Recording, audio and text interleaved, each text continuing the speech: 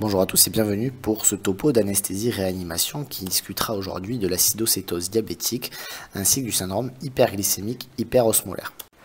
Afin d'étudier cela, nous verrons dans un premier temps quelques bases épidémiologiques pour ensuite aborder quelques notions physiopathologiques enchaînant sur les notions diagnostiques se rapportant à ces sujets pour mieux en comprendre les enjeux du traitement et ensuite nous terminerons par quelques messages à remporter à la maison.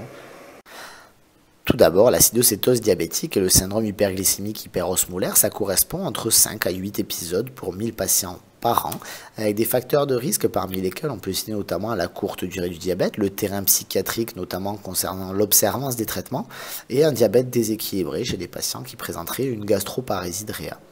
La mortalité, elle est de 1% dans les pays développés. Elle est principalement due, notamment chez l'enfant, à l'atteinte cérébrale, neurologique, également à des troubles hydroélectrolytiques avec en premier lieu le potassium, et également donc à des détresses respiratoires, parfois liées aux troubles neurologiques. Et tout cela, on verra que c'est surtout des conséquences iatrogènes de vos traitements qui peuvent entraîner donc un décès chez ces sujets. Concernant la physiopathologie de l'acidocétose diabétique et du syndrome hyperglycémique hyperosmolaire, tout part d'une insulinopénie.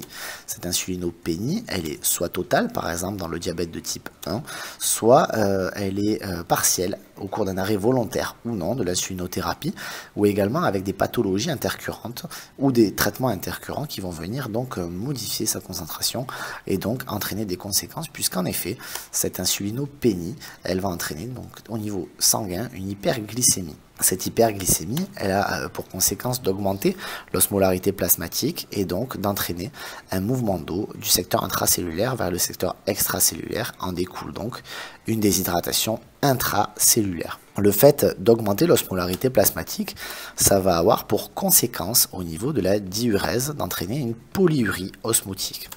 En effet, au niveau du néphron, en conditions physiologiques, le glucose est réabsorbé au niveau du tubule contourné proximal en fonction de sa concentration au niveau de l'urine primitive. En effet, une fois ces conditions donc dépassées, au-delà de 10 mmol par litre, on considère que la réabsorption est dépassée et le glucose va se retrouver au niveau de l'urine, entraînant une glycosurie importante et entraînant avec elle également donc un mouvement d'eau et d'électrolytes vers l'urine, à savoir du sodium, du potassium, du phosphore, du magnésium et d'autres électrolytes, mais ce sont les principaux. Cette polyurie osmotique fait donc partie du syndrome cardinal et va entraîner également une déshydratation extracellulaire en plus de la déshydratation intracellulaire que nous venons de voir. Se surajoute à ça la production de corps cétoniques avec 3 acteurs majoritaires qui sont les adipocytes, le foie et les muscles. En effet, au niveau des adipocytes, le fait d'être dans une situation de carence en insuline va entraîner une entrée des triglycérides dans la lipolyse qui va produire donc à la fois des acides gras libres et à la fois du glycérol. Le glycérol rentre lui dans la voie de la néoglucogénèse. Les acides gras libres vont produire de l'acétyl-CoA. Cet acétyl-CoA, si on se souvient des cours de première année, cet acétyl-CoA, il rentre dans le cycle de Krebs en conditions normales. Une fois ce cycle de Krebs saturé, cet acétyl-CoA va rentrer dans le cycle des cétones et dans le cycle des cétones va produire de l'acétoacétate. Cet acétoacétate va produire à la fois donc de l'acétone et à la fois du bêta-hydroxybutyrate. Le bêta-hydroxybutyrate ainsi que l'acétoacétate entraînent une acidose à 3 ionique augmentée, alors que l'acétone entraînera lui la fameuse haleine cétonique, donc des sujets en acidocétose diabétique. En ayant vu donc cette première partie physiopathologique, on se rend compte qu'elle s'articule autour de 3 grands principes qui sont l'hyperglycémie, la polyurie osmotique et la production de corps cétoniques. Ces 3 grandes entités s'entretenant les unes avec les autres. Et le but pour vous, ça va être d'aller arrêter cet engrenage pour pouvoir traiter vos sujets. En reprenant ces 3 entités également, ça vous permettra de bien comprendre les signes cliniques qui découlent de tout ça. Puisqu'en effet, si on les prend, si on les détaille un par un, au niveau, à commencer par la polyurie osmotique, je vous ai dit qu'elle entraînait avec elle à la fois du glucose, mais également des ions, que ce soit du sodium, du potassium, du phosphore ou du magnésium. Ceci, ça va entraîner plusieurs conséquences. Dans un premier temps, un sentiment d'asthénie, un amaigrissement du sujet, également un sentiment de soif. Ce sentiment de soif, il est important à bien comprendre, puisqu'en effet, le sujet qui va avoir accès à l'eau, il a accès à une eau qui, normalement, est pauvre en sodium. En ayant accès à cette eau pauvre en sodium, il va venir hydrater le secteur intracellulaire, ce qui fait qu'on a une hydratation du secteur intracellulaire qui est en théorie normale avec, associé à ça, une déshydratation extracellulaire, puisque la polyurie osmotique est-elle toujours présente. C'est ce qu'on retrouve ici dans l'acidocétose diabétique. En revanche, quand on n'a pas accès à une source d'eau, donc notamment chez les personnes âgées, si on ne doit citer qu'un exemple, on va entraîner également une déshydratation intracellulaire, ce qui fera entrer le sujet dans un état de déshydratation globale.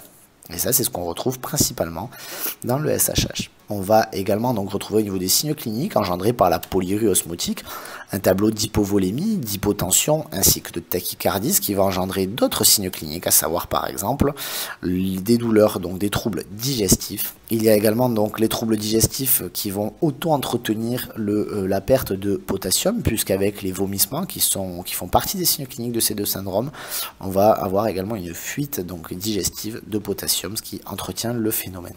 Cette fuite de potassium, elle est également accentuée par un autre phénomène qui est l'hyperaldostéronisme primaire engendré par l'hypovolémie, qui induit une fuite urinaire de potassium. Passons désormais au corps cétonique, à la production de corps cétoniques, puisqu'ils vont également avoir des conséquences digestives avec la production d'acétone. Cet acétone, il va engendrer la fameuse haleine, donc qui est retrouvée dans ce tableau-là, et qui a l'odeur du dissolvant pour vernis. C'est pour ça que je vous mets cette petite image pour vous en souvenir. Il y a également donc des troubles respiratoires avec la fameuse dyspnée de Kussmaul qui va correspondre plutôt à une augmentation des volumes thoraciques et des volumes respiratoires plutôt que de la fréquence respiratoire. Vous en avez ici un exemple en vidéo. Ces corps cétoniques, ils entretiennent également les nausées, vomissements, et donc vous voyez que c'est un cercle vicieux qui s'auto-entretient si on n'arrête pas l'engrenage. Il y a également l'hyperglycémie. L'hyperglycémie, elle entraîne donc des signes qui sont dus à l'hypertonie plasmatique, et au premier lieu donc des signes neurologiques qui vont de l'omnibulation jusqu'au coma, mais également des signes qui vont intervenir chez des sujets qui ont déjà un terrain vasculaire fragilisé, comme les diabétiques de type 2 avec un diabète mal équilibré depuis longtemps. Et sur ce terrain-là, ça va engendrer des signes cliniques graves, notamment des AVC ischémiques, des hématomes sous-duraux, ainsi que des pancréatites aiguës, ou même des tableaux d'ischémie digestive. Si on reprend un peu tout ça, le tableau clinique il va différencier entre les deux types de syndromes, puisqu'en effet, l'acidocétose diabétique va toucher plutôt le sujet jeune, avec un diabète de type 1, alors que le syndrome hyperglycémique hyperosmolaire va plutôt toucher le sujet âgé, avec un diabète de type 2. Dans le premier tableau, on retrouvera une acidose métabolique avec un tableau de déshydratation extracellulaire qui sera isolé, nous venons de le voir, alors que dans le syndrome hyperglycémique hyperosmolaire, on aura plutôt un tableau de déshydratation globale, intra- et extracellulaire. L'acidocétose diabétique intervient plutôt dans une découverte inaugurale de diabète ou dans un arrêt total de l'insulinothérapie, alors que le syndrome hyperosmolaire hyperglycémique se déclenchera principalement avec un facteur étiologique tel qu'un sepsis par exemple en premier lieu. Ainsi, on retrouve dans le nom de ces deux entités un indice pour nous aider à retenir l'acidocétose diabétique est une acidose, c'est-à-dire donc présente un pH inférieur à 7,30, alors que le syndrome d'hyperglycémie hyperosmolaire ne produit pas de corps cétonique et donc ne produit pas d'acide, si ce n'est les acides qu'on pourra retrouver par exemple dans un choc septique avec des acides lactiques. Mais ça, c'est une toute autre histoire. Concernant l'insuline, donc le déficit n'est pas le même en fonction des deux tableaux, puisque dans le tableau de l'acidocétose diabétique, on a un déficit total en insuline,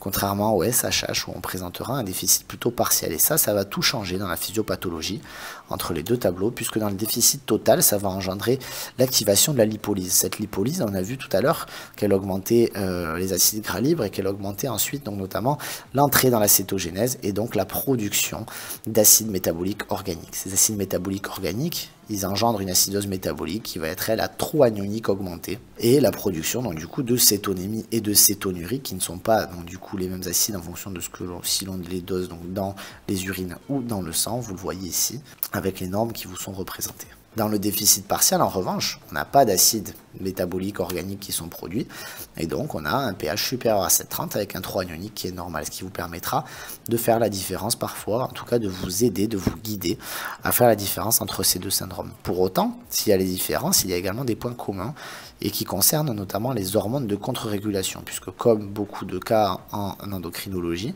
l'insuline fonctionne en balance avec des hormones de contre-régulation. Et la diminution, voire l'absence d'insuline dans le sang, ça va entraîner une augmentation de la protéolyse qui, elle, donc, va engendrer également de l'augmentation de la néoglucogénèse et on assiste également à une augmentation de la glycogénolyse. Tout cela, ça contribue à augmenter l'hyperglycémie, l'hyperglycémie qui augmente donc l'hyperosmolarité plasmatique donc chez les sujets 1 SHH et qui va également donc entretenir la diurèse osmotique qui continue d'entretenir cette hyperosmolarité plasmatique et donc cette déshydratation globale majeure. L'hypovolémie également joue un rôle puisqu'en effet cette hypovolémie elle va engendrer, elle va entretenir une potentielle dysfonction rénale sur une part fonctionnelle et donc en étant en insuffisance rénale aiguë on va diminuer l'élimination des corps cétoniques et donc s'entretenir dans cette situation d'acidose métabolique. Ainsi, vous l'aurez compris, donc ces deux tableaux, ils fonctionnent sur une balance où d'un côté, on va avoir donc déshydratation et hyperosmolarité donc qui sont conditionnés à la fois par l'apport hydrique et par la polyurie osmotique. D'un autre côté, on va avoir également la cétogénèse qui elle est conditionnée par la carence insulinique. Et comme en médecine, rien n'est tout blanc ou tout noir. On observe des tableaux qui sont mixtes entre les deux et qui peuvent vous arriver dans votre situation de tous les jours. Donc comment on se comporte face à un sujet? Initialement, on va avoir une suspicion diagnostique avec un tableau clinique qui va être plutôt évocateur de l'un ou de l'autre en fonction de ce qu'on vient de décrire. Maintenant, on va avoir d'autres éléments qui vont nous permettre de faire le diagnostic ou de nous guider en tout cas au diagnostic, à commencer par une prise sanguine. Cette prise sanguine, elle va nous donner donc une glycémie, qu'elle soit capillaire ou veineuse, un ionosang qui va nous permettre donc ensuite de calculer l'osmolarité plasmatique ainsi que le 3 ionique, la cétonémie, et les gaz du sang qui peut être veineux, pas forcément un gaz du sang artériel. On a également donc une analyse urinaire, attention, je vous rappelle que la pose de sonde de Merck chez un sujet diabétique de type 2 entraîne un fort risque d'infection urinaire, raison pour laquelle si le patient a une diurèse spontanée, on se contentera d'un échantillon urinaire. Sur cet échantillon urinaire, on fait quoi? On fait une cétonurie, la cétonurie n'est pas indispensable, c'est la cétonémie qui va être nécessaire au diagnostic, et également on va faire donc un ionogramme urinaire qui va nous permettre de voir s'il existe une part fonctionnelle à une potentielle insuffisance rénale aiguë, auquel cas on pourra perfuser des solutés donc pour faire un remplissage vasculaire chez notre sujet pour lever cette insuffisance rénale aiguë fonctionnelle. En termes de retentissement chez le patient, on peut également donc aller mesurer la créatinémie et l'urémie toujours dans le cadre de la fonction rénale, ainsi qu'un lactate veineux qui va nous permettre de voir s'il y a des lactates ou pas, ou est-ce que par exemple cette acidose elle peut être associée à une acidose lactique, ce qui pourrait nous aiguiller éventuellement un facteur décompensant comme un sepsis.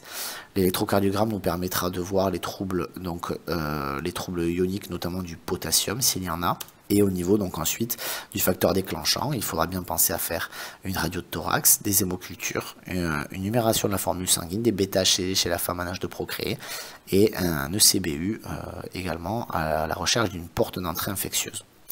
Voilà au niveau des examens que vous aurez à faire chez ces sujets et tout ça, ça nous amène donc désormais à conclure sur le traitement de ces patients, puisqu'en effet, ces patients ils devront être suivis dans une unité de soins continus, en tout cas pour vérifier les troubles du rythme et pour surveiller le contrôle régulier de l'amélioration clinique et biologique de ces patients. Donc pour ça, on va lui poser une voie et ensuite on va regarder dans le temps comment il évolue et quelle thérapeutique faire en premier. La priorité chez ces patients, donc ça va être de restaurer le secteur extracellulaire et notamment également de les supplémenter en potassium. C'est ce qu'on va faire avec initialement un remplissage vasculaire si le patient est hypotendu et un remplissage donc également une supplémentation en potassium. Pourquoi? Parce que quand vous allez faire de l'insuline à forte dose, ça va avoir tendance à faire rentrer le potassium en intracellulaire et donc à majorer votre hypokaliémie si elle est déjà présente. D'où l'intérêt de la corriger avant de débuter l'insuline. On commence l'insuline donc à des doses de 0,1 UI kg par heure de manière à faire diminuer la glycémie et les cétones dans l'acidocétose diabétique, tout en poursuivant le remplissage à base de NaCl supplémenté également en magnésium, en phosphore et en potassium. Et ensuite, la thérapeutique, elle se distingue entre l'acidocétose diabétique et le syndrome hyperglycémique hyperosmolaire. Puisqu'en effet, dans l'acidocétose diabétique, le but initial, ça va être d'arrêter la lipolyse. Pour arrêter cette lipolyse, on continue l'insuline à de fortes doses, donc toujours à 0,1 UI kg par heure. Et on va pouvoir se permettre de diminuer à partir du moment où les cétones sont négatives dans le sang. À partir de ce moment-là également, il faudra bien penser, dès que la glycémie est inférieure à 12 à 14 mmol par litre, à apporter une source glucosée au patient, que ce soit du G10 ou du G30, afin de prévenir les hypoglycémies, puisque vous allez rester avec des doses d'insuline élevées. Et ensuite, vous pouvez vous permettre de décroître, une fois que les cétones sont négatives, de pouvoir décroître les apports insuliniques. Dans le SHH, en revanche, on va pouvoir avoir des doses moins importantes, puisque l'idée initiale de ce traitement, ça va être d'arrêter la polyurèse osmotique et est donc de diminuer la glycémie le plus rapidement possible, et vous allez avoir des doses d'insuline qui sont moins fortes et vous allez pouvoir diminuer les doses plus rapidement que dans l'acidocétose diabétique. Donc j'espère que ce topo aura fini de vous convaincre que la physiopathologie de ces deux syndromes vous permet de comprendre que ça en soit les signes cliniques comme tous les outils diagnostiques que vous allez pouvoir utiliser chez ces sujets, et que ça vous permettra de mieux en comprendre tous les enjeux des traitements, puisque c'est une pathologie qui aujourd'hui amène moins de décès à partir du moment où elle est prise en charge à temps, et à partir du moment où vous arrivez à arrêter ce cercle vicieux dans lequel le patient se plonge. Les formes cliniques, elles sont soit typiques, mais il faut garder bien en tête qu'on peut avoir une forme intermédiaire et qu'il faut toujours penser à chercher une décompensation sous-jacente. Je vous remercie pour votre attention et à bientôt.